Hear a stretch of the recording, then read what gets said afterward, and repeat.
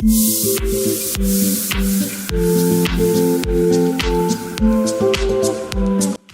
Morning. এখন সকাল 1:30 বাজে। তো ঘুমিয়ে গেছিলাম আজকেও সকালে, উঠতে পারিনি।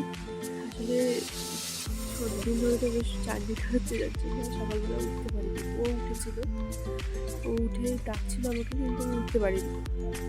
তো এখন এসেছি দেখতে, তো একদম হালকা দেখা যাচ্ছে, কুয়াশা আছে যার জন্য একদম হালকা দেখা যাচ্ছে। যাই হোক, চলুন ভেতরে যাই। একটা বেশ ভালো ঠান্ডা আছে, আর আমার ঠান্ডাও লেগেছে বেশ ভালোই। হালকা একটু খালি দেখা যাচ্ছে, মানে কালকের মতো অতটাও স্পষ্ট নয়,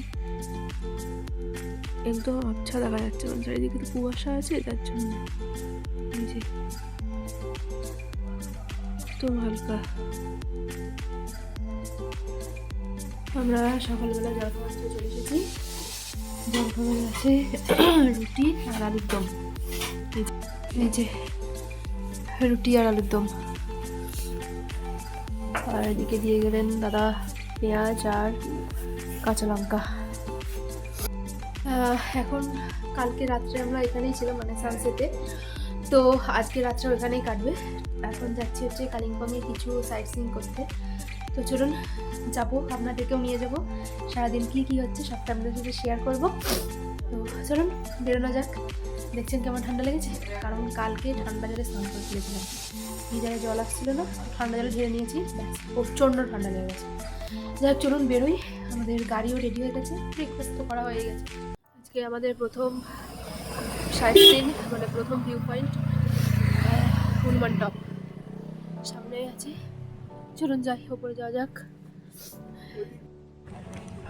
এই যে হনুমান টপ, চলুন উপরে যাই।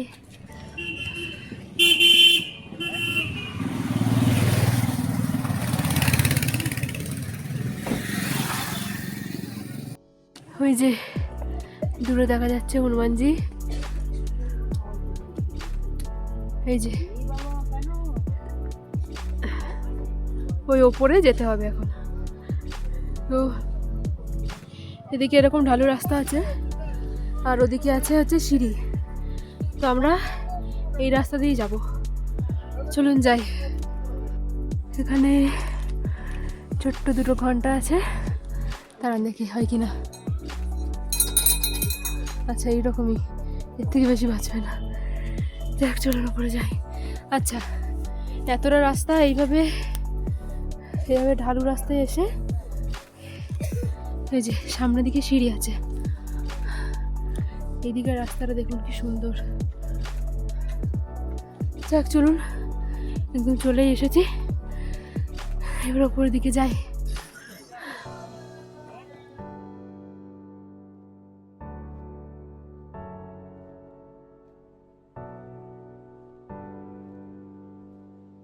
আচ্ছা এইদিকে রয়েছে রাম সীতা আর লক্ষণ। আমি উপরে গেছি, হয়ে গেছে না। আপনি আমার একটা ছবি তুলবেন না, ধান করা ছবি তুলবেন। এইদিকে রয়েছে গণপতি। ঠিক আছে।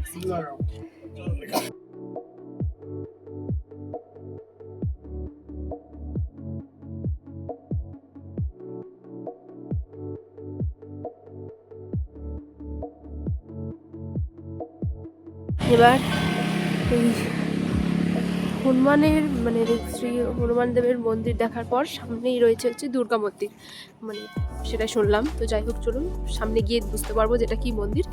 যাই চলুন গিয়ে পরে দেখছি। এখান থেকে নিচের ভিউটা একবার দেখুন, অসাধারণ লাগছে। এখান থেকে এখনো পর্যন্ত ওই যে ওই দূরে এখনো কাঞ্চনজঙ্ঘা দেখা যাচ্ছে। এই যে একটু কুয়াশা আছে, এটা না থাকলে আরো ভালো আসতো। যে এখানে কি ঠাকুর আছে, রাম সীতাই মনে হচ্ছে। যাই হোক, আর এদিকে কি ঠাকুর আছে? দুর্গা মন্দির। আচ্ছা এদিকে আছে দুর্গা মন্দির।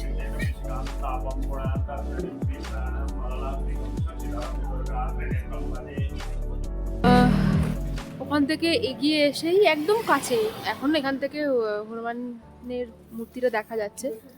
তোর পাশেই একদম আছে হচ্ছে বুদ্ধ মন্দির। তো এখানে একটু দাঁড়িয়েছি, চলুন আপনাদেরকেও দেখাবো।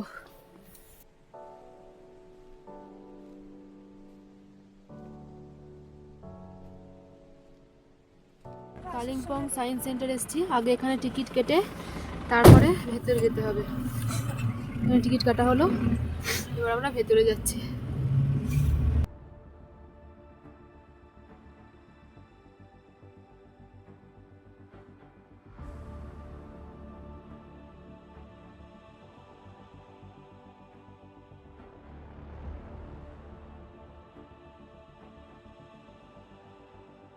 ভেতরে এসে এখান থেকে উনি বললেন যে ভেতরে 3D শো হবে। তো চলুন ভেতরে যাবো, 3D শো দেখবো। 50 টাকা করে টিকিট, মানে বাইরে তো এন্ট্রির জন্য আলাদা টিকিট আর এখানে শো দেখার জন্য আলাদা টিকিট।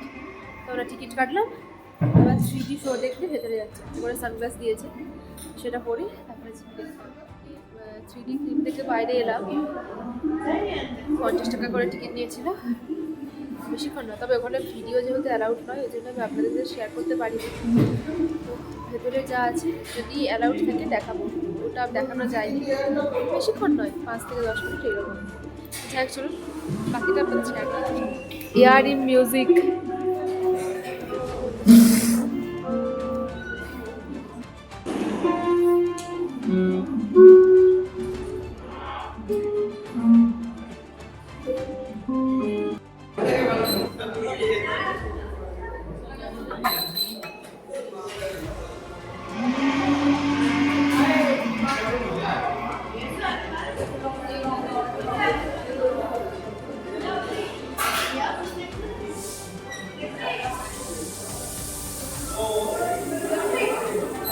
হয়নি, দেখুন দেখুন এখানে দুলছে। হ্যাঁ, আর এই যে দুলে যাচ্ছেন, আর ওই যে দূরে, ওই দূরে কাঞ্চনজঙ্ঘা দেখা যাচ্ছে। কাঞ্চনজঙ্ঘা দেখতে দেখতে দোল খাচ্ছে, ভাল লাগছে। আচ্ছা দুল। এখন চলে এসেছি ডেলো পার্কে। তো এখান থেকে টিকিট কেটে তারপরে ঢুকতে হবে। টিকিটের টাকা 20 টাকা করে। এখন আমরা দাঁড়িয়ে আছি কালিম্পংয়ের ডেলো হিলের চূড়ায় অবস্থিত ডেলো পার্কে। এই জায়গাটা যেন প্রকৃতির এক বিশাল ব্যালকনি।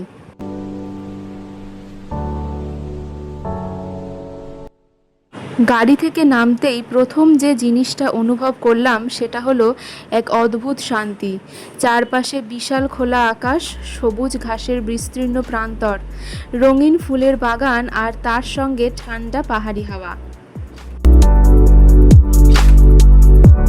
মনে হচ্ছে শহরের কোলাহল থেকে অনেকটা দূরে এসে সত্যি একটু নিঃশ্বাস নেওয়ার সুযোগ পেলাম।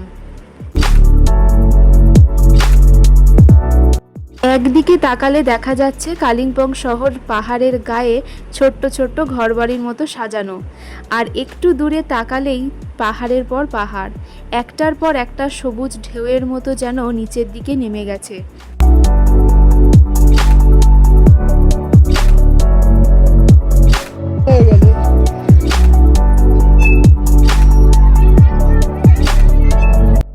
আজকের আকাশটা খুব একটা পরিষ্কার নেই, তবে আকাশ পরিষ্কার থাকলে এখান থেকেও কিন্তু তুষার ঢাকা কাঞ্চনজঙ্ঘা দেখা যায়। ডেলো পার্ক শুধু একটা ভিউ পয়েন্ট নয়, এখানে এসে চারপাশের প্রকৃতিকে একটু সময় নিয়েই অনুভব করতে হয়। ডেলো পার্কের এই মেঘ, পাহাড়, আকাশের মেলবন্ধন আমাদের নর্থ বেঙ্গল ট্রিপের স্মৃতির পাতায় একটি সুন্দর মুহূর্ত হয়েই থেকে যাবে। আমরা এখন এসেছি দূরবীন মনেস্ট্রিতে। চলুন যাই ভেতরে।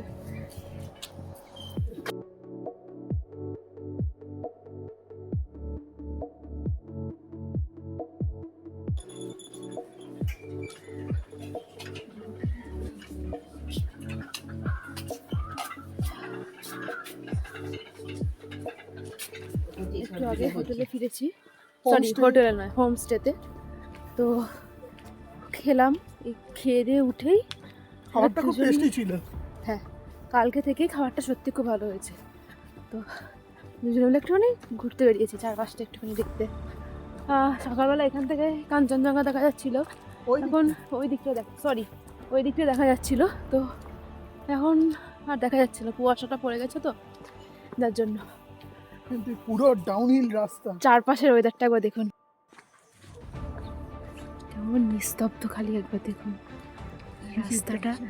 আর রাস্তাটা একদম নিচের দিকে নেমে গেছে, কুকুরের ডাক আর ঝিঝির ডাক শোনা যাচ্ছে।